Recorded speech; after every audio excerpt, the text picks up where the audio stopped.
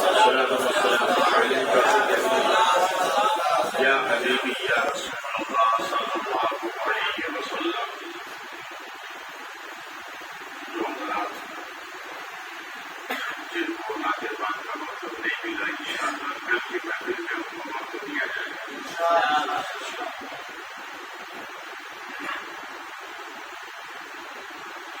میں آج اس لیے پڑھوں گا کہ آج خطبے کو مسئلہ ہو سکے. انہیں کی مناسبت سے چپل کے سامان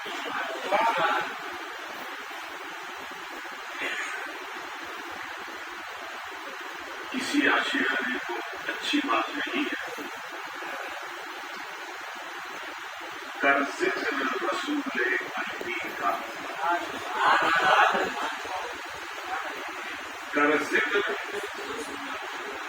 رسول عربی کا اسی میں تیری بدائی ہے.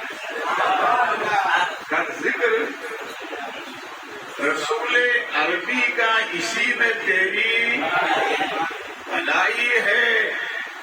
ایک بار بن جا تو ان کا ایک بار ان کا پھر ساری خدائی تیری ہے. ایک بار بن جا تو ان کا پھر ساری خدائی اور اسی سے لگی ہوئی بات کسی عاشق نے کہی ہے. زندگی بس اسی نے پائی ہے. زندگی بس اسی نے پائی ہے جسے کرے یار پہ موت آئی ہے.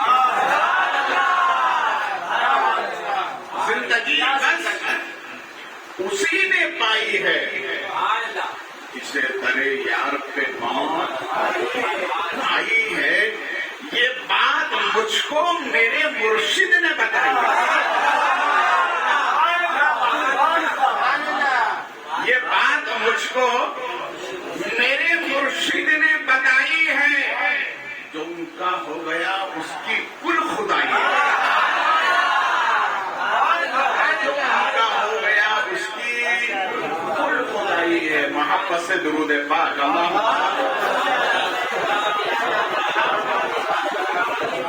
اللہم السلام علیکہ سیدی یا حبیبی یا رسول اللہ صلی اللہ علیہ وسلم.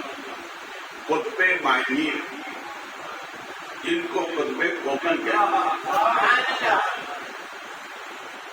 اور ایک کتب ہے جن کو خطبے عالم کہتے ہیں اور ایک کتب ہے جن کو خطبے اجمیری کہتے ہیں. اب یہ چاروں کتب کی تھوڑی تھوڑی بات سنیں پھر خطبے اسپوکن کی بات. دیکھیے کہا جاتا ہے کہ پارٹنرشپ بہت اچھی ہوتی ہے نا کاروبار میں.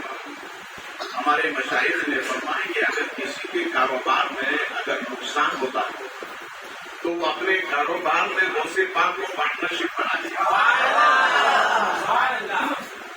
روزانہ ان کے نام سے نیاز کے پیسے نکالے.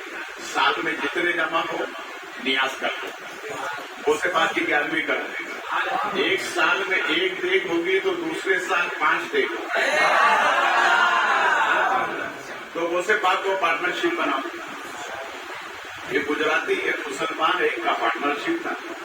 دونوں کے کاروبار چلتے تھے. وہ ہر چھٹی پہ اجمیر آتا تھا. کب آتا تھا؟ ہر چھٹی پہ اجمیر آتا تھا. تو اس نے پوچھا جو اس کا پارٹنرشپ تھا اس نے کہا کیا بات ہے ہر چھٹی میں تم اجمیر جاتے ہو کیا خواجہ ملتے ہیں؟ تو سنی بولنے میں تو پیچھے نہیں. اس نے اس انداز میں کہا کہ ہاں خواجہ ملتے ہیں. تو اس کو ہو گیا یقین کہ خواجہ ملتے ہیں. تو کہا آئندہ مہینے کا ٹکٹ میرا بھی ہو کے کرا لیں. یہ دونوں اجمیر آئے مگر سننے کو کہا تسلی سامان رکھا جسے سیدھا اور خواجہ کی چوکٹ پر. اور وہ چونکہ عقیدے کے اعتبار سے پلپلا تھا. ظہر کی اذان ہو رہی تھی. مسجد میں جا کر کے پہلی صف میں کھڑا ہو گیا.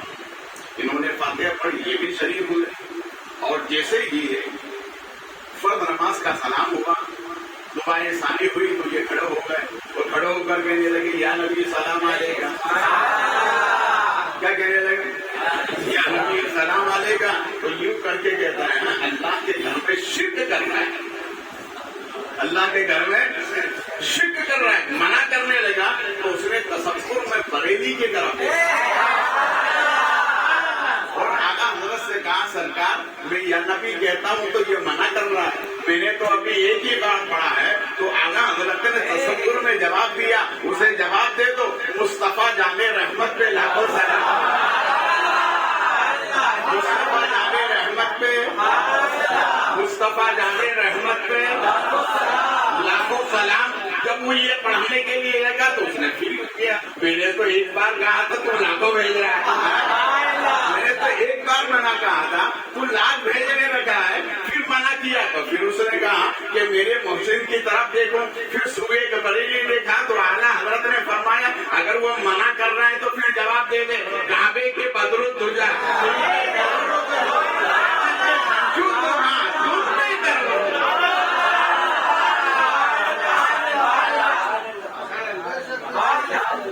نماز ظہر ہو گئی. وہ پیش میں آیا اور آنے کے بعد میں سیدھا جنتی دروازے کے قریب آ کے کھڑا ہو گیا. کون سا دروازہ بولو؟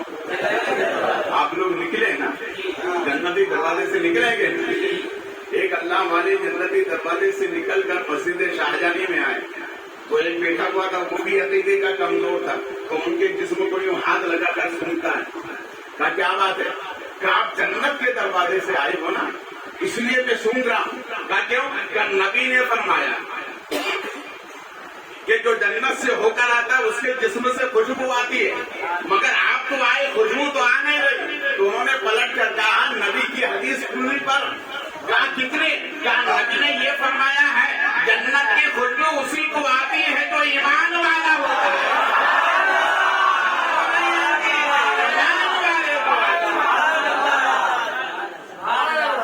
اب وہ پیش میں وہاں کھڑا ہوا، ایک بزرگ آئے، ہاتھ میں جوتا لیے اور کہا کہ سنو، بلند دروازے کے باہر ایک موچی بیٹھا ہوا ہے، یہ میرے جوتے اس سے سلوا کے لاؤ. اچھا ٹھیک ہے. حقیقت تو کمزور تھا، ہاتھ میں لیا، چلنے لگا اور سوچنے لگا کہ میں وطن جاؤں گا. میرے ساتھی لوگ پوچھیں گے تو اجمیر کیوں گیا تھا؟ تو کہتے ہوں وہاں بھی جا کر یہ بزرگ کی میں نے مدد کی ہے. وہ سیدھا گیا اور موچی کے پاس جا کر کہتا دیکھو ایک بزرگ کھڑے ہوئے، یہ ان کے جوتے ہیں، سل دو اس کو. تو موچی بھی بڑا ہوشیار تھا، موچی بھی بڑا ہوشیار تھا. اس نے کہا یہ آنے والے سن 11واں نمبر. کون سا نمبر؟ کون سا؟ 11واں نمبر. اس نے سوچا کہ میں پوچھ کر آتا ہوں کہ 11ویں نمبر تک کھڑے رہتے ہیں یا نہیں. ادھر آئے، آنے کے بعد میں کہا کہ وہ موچی بولتا ہے کہ 11واں نمبر آپ انتظار کریں گے. تو اس نے کہا سنو، جا کر موچی سے کہہ دو کیا قطب ہو کر سی نہیں سکتا؟ کیا قطب ہو کر؟ معلوم ہوا خواجہ کی بارگاہ میں قطبوں کی خان ہے. جب دروازے کے باہر قطب ہے تو اندر کتنے ہوں گے؟ اندر کتنے ہوں گے؟ حضرت سرکار کی آثار کے سمجھنے کا مزہ ہے. وہ جلالی بنا تو ایک نیک خاتون آئی، خواجہ سرکار کی بارگاہ میں درخواست پیش کی اور جب اسے اولاد ہوئی، چھوٹا بچہ تھا، سامنے دیوان میں لٹا دیا، پاسی میں بزرگ کا مزار تھا، بچہ تھا، اس نے پیشاب کر دیا. اور پیشاب کرنے کے بعد میں کیا ہوا کہ ان بزرگ کو آیا گلا، اسے یوں اٹھایا اور پٹک دیا. جیسے ہی پٹکا اس کی روح نکل گئی. روح نکلنے کے بعد جب عورت نے یوں دیکھا کہ یہ کیا ہوا تو اس نے اور آگے بڑھا دیا خواجہ کے آستانے پر اور کہنے لگی سرکار دیا آپ نے، اب میں یہاں سے مردہ لے کر نہیں جاؤں گی، زندہ لے کر جاؤں گی. خواجہ سرکار رضی اللہ تعالیٰ کو جلایا ہے. ان بزرگ کو فرمایا کہ یہ معین کی بارگاہ ہے، یہاں سب آتے ہیں. اگر تمہیں نہیں سمجھ میں آتا آستانہ چھوڑ دو، باہر ہو جاؤ، اس لیے کہ میرے رب نے مجھے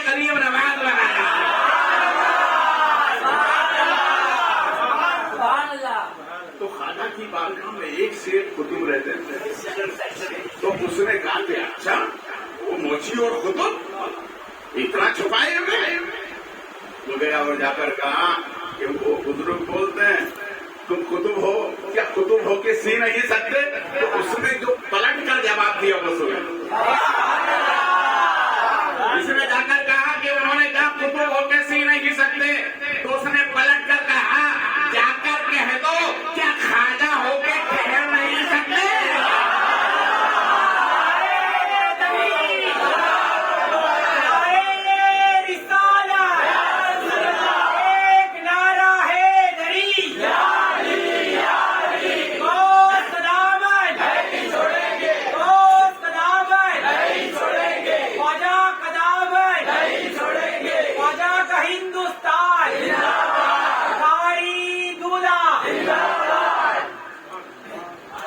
میں نے خواجہ سرکار سے کہا سرکار اس کا عقیدہ کمزور تھا. اس کا عقیدہ کمزور تھا اس لیے ادھر آیا تو خواجہ غائب, ادھر گیا تو قطب غائب. میں نے خواجہ سے کہا سرکار وہ تو کمزور عقیدے والا تھا, ہم تو مضبوط عقیدے والے ہیں, آپ ہمیں کب ملیں گے. تو خواجہ فرماتے ہیں سنو جہاں نبی کی میلاد ہوتی ہے وہیں معین الدین رہا کرتا ہے.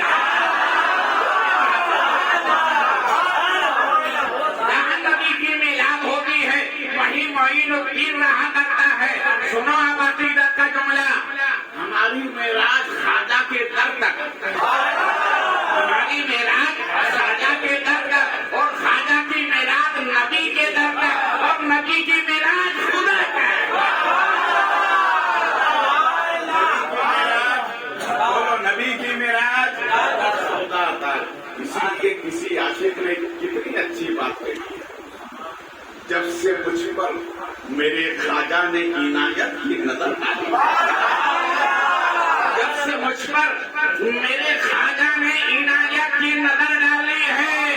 کانچ کے ٹکڑے تھے اب ہیرو میں گنے جاتے ہیں, کانچ کے ٹکڑے تھے اب ہیرو میں. اب 4 قطب کی بات بتاؤں گا تو ٹائم ہو جائے گا, دوسرے قطب کو سن لیں. دیکھو اللہ جب بھی دیتا ہے تو اپنے محبوبین کے وسیلے سے دیتا ہے. خواجہ نظام الدین اولیاء محبوب الہی کے بارگاہ میں 4 مست لوگ آئے. مست جانتے ہو نا مست رنگے سے, یہ اولیاء کی جماعت کا ایک عہدہ ہے مست. دنیا میں مست نہیں, یاد الہی میں مست ہے. جو دنیا میں مست ہوتا ہے وہ دنیا دار ہوتا ہے, اور جو یاد الہی میں مست ہوتا ہے وہ دیندار ہوتا ہے. 4 مست آئے اور آنے کے بعد خانقاہ میں جو پانی کے بٹکے رکھے ہوئے, زائرین آگے پانی پیتے تھے, ٹھنڈے پانی کے 4 بٹکے رکھے تھے, اور سبزی بنانے کے ہانڈے رکھے ہوئے تھے, اس طرح برتن رکھے ہوئے تھے سب مٹی کے تھے. وہ چاروں مست آئے, پانی کے برتن بھی توڑ دیے, مٹکے کھانے کے مٹکے بھی توڑ دیے, اور جو بڑے بڑے مٹی کے خون بنے تھے وہ بھی سب توڑ دیے. اور ایک نعرہ لگایا. کیا لگایا؟ ایک نعرہ لگایا, یا پیر المدد. کیا نعرہ لگایا؟ یا پیر المدد. خادموں نے دیکھا کہ اللہ پورے مہمانوں کے جتنے انتظامات تھے سب توڑ دیے, اور پھر کہتے ہیں یا پیر. ارے بولو نا یار, مگر یہ اللہ والوں کی بات ہے, یہ ہم سمجھ نہیں پاتے. اس لیے اللہ والوں کی کوئی بھی بات نہ سمجھ میں آئے خاموش رہو, اعتراض نہیں کرنے کا. اب وہ مسئلیت خیال کی کیوں توڑے یہ وہ جانے یا نظام الدین اولیاء جانے. ہم تو صرف اتنا جانتے ہیں کہ یہ اللہ والوں کی ذات ہے. خادم مجھے خبر بھی جائے, دور 4 مست آئے اور پورا سب کوٹ اڑا کے بیٹھ گئے اور کہتے ہیں یا پیر المدد. تو حضرت نظام الدین اولیاء دیکھو اس کو اللہ کہتا ہے. حضرت نظام الدین اولیاء محبوب الہی فرماتے ہیں جاؤ چاروں کے لیے ناشتے کا انتظام کرو. ستم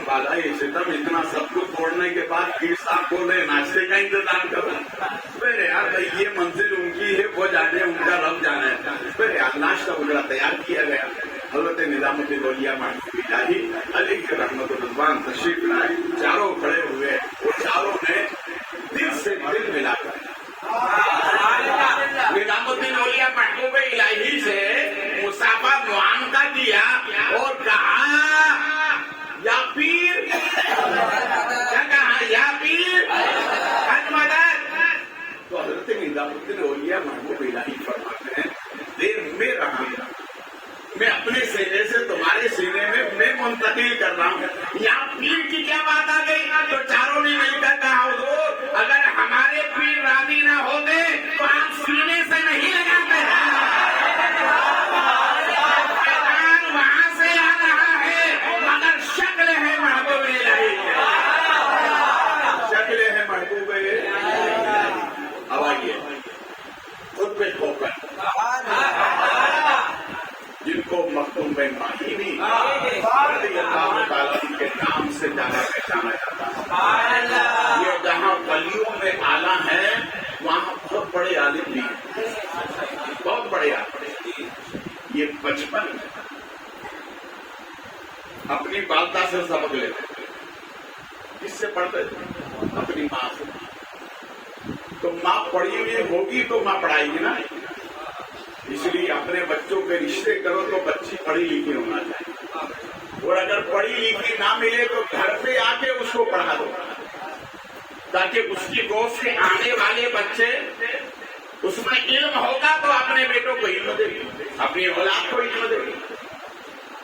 مگر حضرت مختوم ماہی رحمت اللہ علیہ اپنی والدہ کے بڑے پابند, اپنی ماں کے حکم کے بڑے پابند, بڑا ادب کرتے تھے ماں, اور اسی کا یہ سلا کہ والدہ نے ارشاد فرمایا بیٹا جتنا علم میرے پاس تھا میں نے تم کو دے دیا, اب آگے کا علم میرے پاس نہیں ہے. والدہ سے کہا کہ آپ کے پاس تو سب ہے, میں تو آپ ہی سے پڑھوں گی. کہنا بیٹا میں نے اس کا انتظام کر دیا. کہا کس کا انتظام؟ کہا صبح صبح دریا کے کنارے جانا, اللہ والے ملیں گے بس انہیں سے کہنا کہ مجھے پڑھا دو. ارے مجھے کہہ دو پڑھا دو. کہا میں کیسے پہچانوں گا؟ کہنا بیٹا رات میں میرے خواب میں دیکھ لیا, ان کی شکل ایسی ہے, انداز ایسا ہے, چلنے کا طریقہ ایسا ہے, ان کا حلیہ ایسا ہے. بیٹا اسی حلیے کے ملے سمجھ لینا وہی تمہارے استاد ہیں. آپ نے کہا کہ میری ماں میں آپ سے پڑھنا چاہتا ہوں. کہنا بیٹا میں نے رات کو دعا کی تھی, میں نے رات کو دعا کی کہ بولا میرے بیٹے کے پاس جتنا علم دینے کا میرے پاس تھا وہ میں نے دے دیا, آگے کا انتظام آپ کیوں کر دے. تو رب نے دعا قبول فرما لی ہے. کہیں اور کوئی اللہ والا نہ ہوگا, وہ ہے حضرت خضر.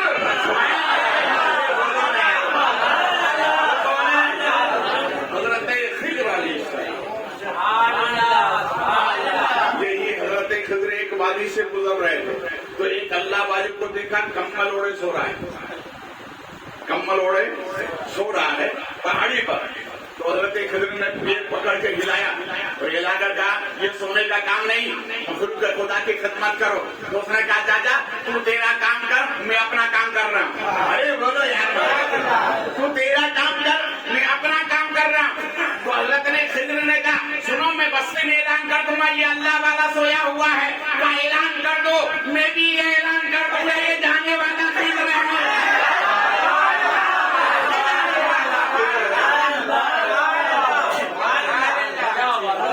یہ شان اللہ والوں کوئی حضرت خضر ایک جگہ سے گزر رہے تھے بغداد کی وادی سے, تو پہاڑی پر ایک کمبل سونے والا اور بھی لیٹا ہوا تھا, کمبل تانے پہ سو رہا. آپ چلے گئے ملایا, کہا بٹو سونے کا وقت نہیں, مخلوق کے خدا کی خدمت کرو. آواز آئی جانب آسمان, ایک خضر انہیں مت اٹھاؤ, ایک خضر انہیں مت اٹھاؤ. کیا مولا تیرا بندہ ہے, بندہ ہو کر بندوں کی خدمت کرے, یہ جنگل میں آرام کرنے کا وقت کیسا. آواز آتی ہے خضر تو وہ ہے جو مجھ سے محبت کرتا ہے اور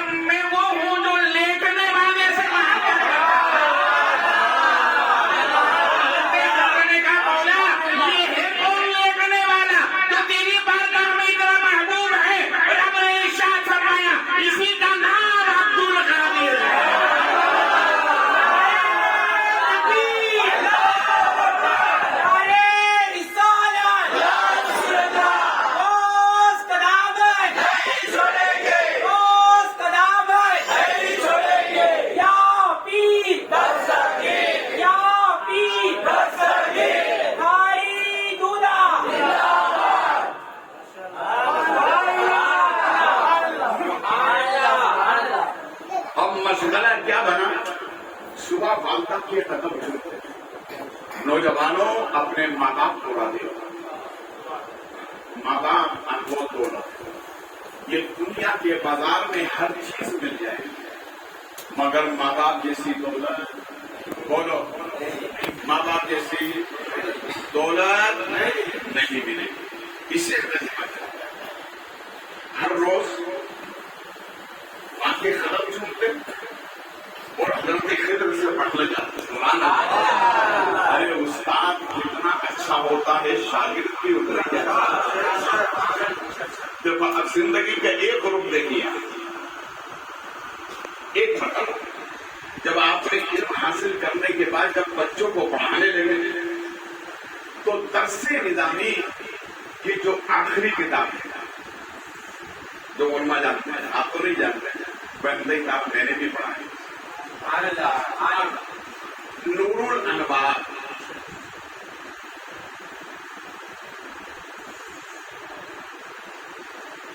اس کے حاشیے میں صاحب نور الانوار فرماتے ہیں کہ ماں باپ اتنی انمول دولت ہے کہ ماں اور باپ کے تلووں سے لگی ہوئی مٹی اگر اولاد چاٹ لے تو اللہ اسے زندگی ہی میں جنت کا نظارہ عطا فرما دیتا ہے. اب مختوم ماہی بھی رحمت اللہ علیہ بچوں کو پڑھاتے رہے. ایک مرتبہ کیا ہوا 17 آپ کے شاگردوں نے ایک خواب دیکھا اور خواب کیا دیکھا کہ حضرت مختوم ماہی بھی رحمت اللہ علیہ کے گاڑی کے ہر بال میں ہیرے اور جواہرات سونے کے موتی پھرے دیکھے. گاڑی کے ہر بال وہ ایک ساتھ ایک ہی خواب سب نے دیکھا. صبح آپ 10 بجے جب آئے آنے کے بعد دیکھو تو حضرت مسکرانے لگے شاگرد لوگ میں مسکرانے لگے. تو ایک شاگرد نے کہا آپ کیوں مسکرا رہے ہیں؟ تو ارشاد فرمایا رات کو جو تم نے دیکھا ہے نا اسی پر مسکرا.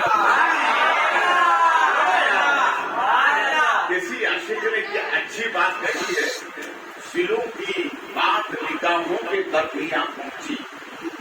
دلوں کی بات نگاہوں کے درمیان پہنچی. کہاں چراغ جلا روشنی کہاں پہنچی. کہاں چراغ جلا روشنی کہاں پہنچی. فرمایا تمہارے دیکھنے پر مجھے مسکراہٹ آ رہی ہے. تو شاگردوں نے کہا حضور اب جو دیکھا ہے وہ بھی آپ ہی بتا دیں. تو آپ نے فرمایا میں تو بتا ہی دوں گا مگر تم اپنی زبان سے کہو تاکہ آنے والے لوگوں کے لیے عبرت ہو. تو ایک نے کہا حضور آپ اپنے آپ کی داڑھی کے ہر بال میں ہیرے اور جواہرات کے موتی خرید کے دیکھے ہیں. آپ نے فرمایا دوسرے سے بتا دوں کہا میں نے بھی یہی دیکھا. تیسرے سے کہا میں نے بھی یہی دیکھا. چوتھے سے کہا میں نے بھی یہی دیکھا. پانچویں سے کہا میں نے بھی یہی دیکھا. 17 نے کہا ہم نے ایک ہی خواب دیکھا ہے. تو حضرت مخدوم ماہی بھی رحمت اللہ نے مسکرا کر ارشاد فرمایا سنو میرے شاگردوں جب میں رات کو سوتا بولے جب میں رات کو سوتا ہوں تو میں اپنے باپ کی پیشانی کو چومتا ہوں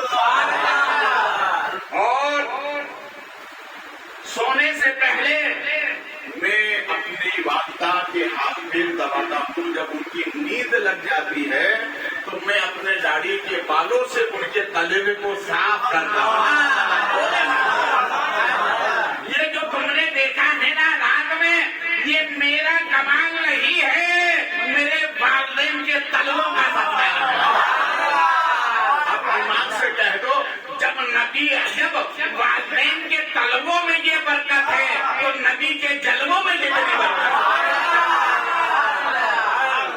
اسی لیے کسی عاشق نے بہت اچھی بات کہی ہے. وہ یوں کہتا ہے ایک ایسا قرض ہے جو ادا ہو نہیں سکتا. ایک ایسا قرض ہے جو ادا ہو نہیں سکتا. جب تک میں گھر نہ لوٹوں میری ماں سجدے میں رہتی. جب تک میں نہ لوٹوں میری ماں. یہ چھوٹی چھوٹی محفلوں کا فائدہ یہی ہے کہ اس میں زیادہ اثر ہوتا ہے. اپنی اولاد کو 3 باتیں بتاؤ. کتنی بات بولیں؟ جتنے بھی چھوٹے چھوٹے بچے ہیں نا، بچوں کے ہاتھ میں موبائل مت دیا کرو. یہ خطرناک چیز ہے. یہ ایسا جراثیم ہے جو ایمان اور عقیدہ دونوں میں خطرہ پیدا ہوتا ہے. اس لیے بچوں کو موبائل نہ دیں.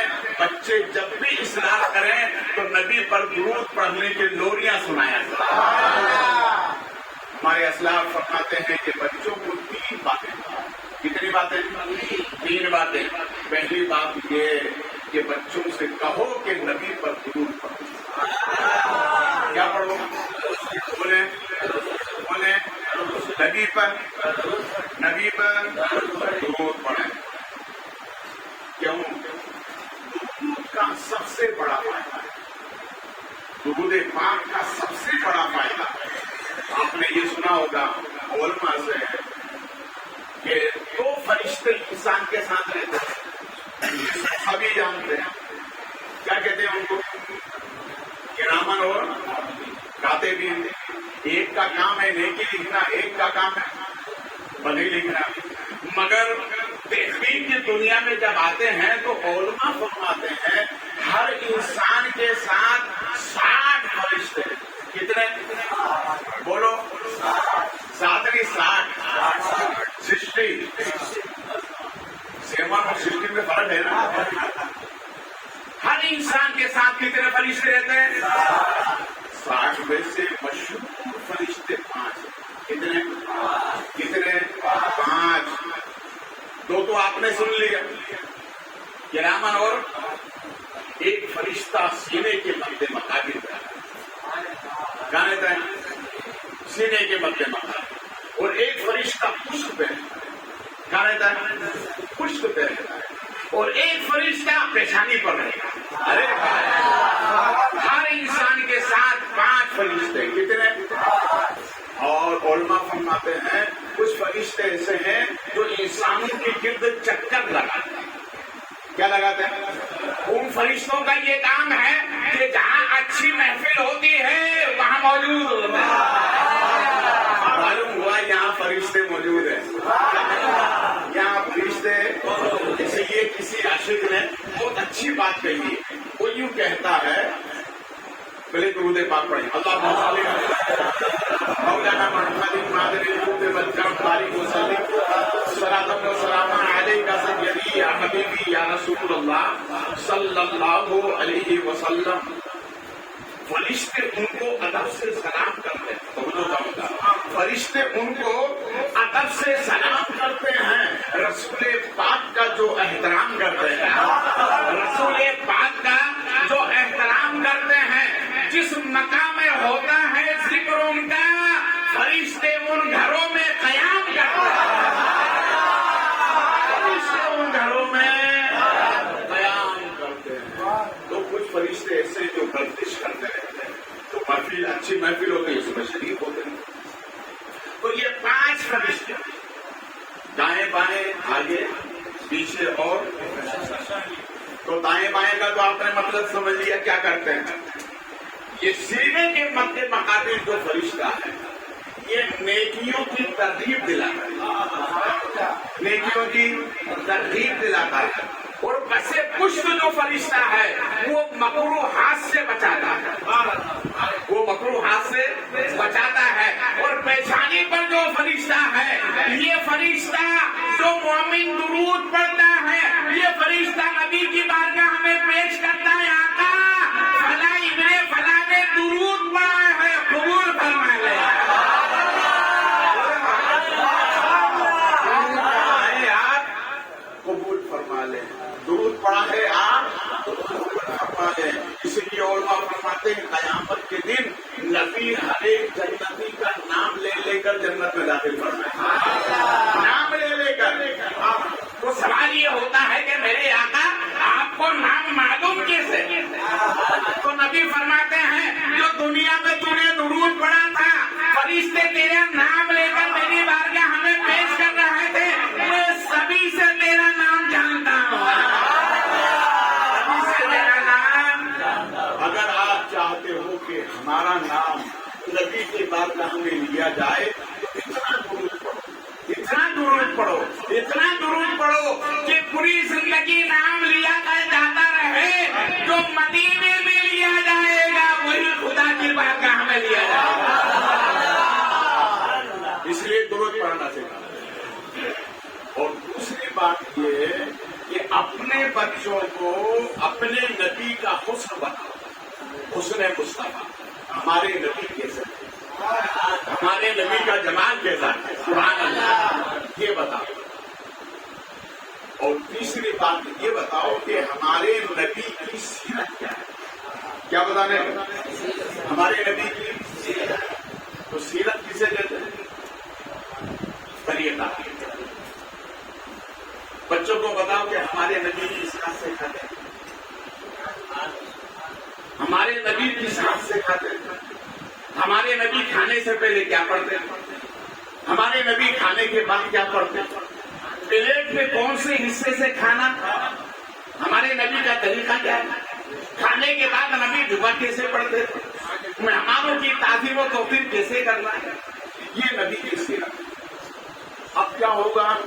آپ نے درود پڑھنا سکھایا، نبی کا حسن و جمال آپ نے بتایا، نبی کی سیرت بتائی، تو اب کیا ہوگا؟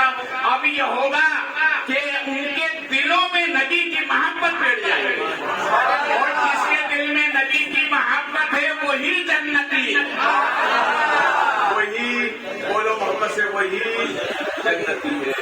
دیکھیے مخدوم ابراہیمی علیہ رحمۃ اللہ کی بارگاہ میں ادب و احترام کے ساتھ پوری دنیا کے لوگ سلام عقیدت پیش کرتے ہیں۔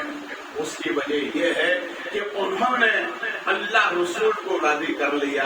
آج پوری دنیا ان کی بارگاہ میں جھکتی نظر آتی ہے۔ اگر تم بھی چاہتے ہو کہ دنیا ہم سے راضی ہو جائے، اللہ رسول کو راضی کر دو، دنیا خود بخود راضی ہو جائے گی۔ کھڑے ہو جائیں، صلاۃ و سلام۔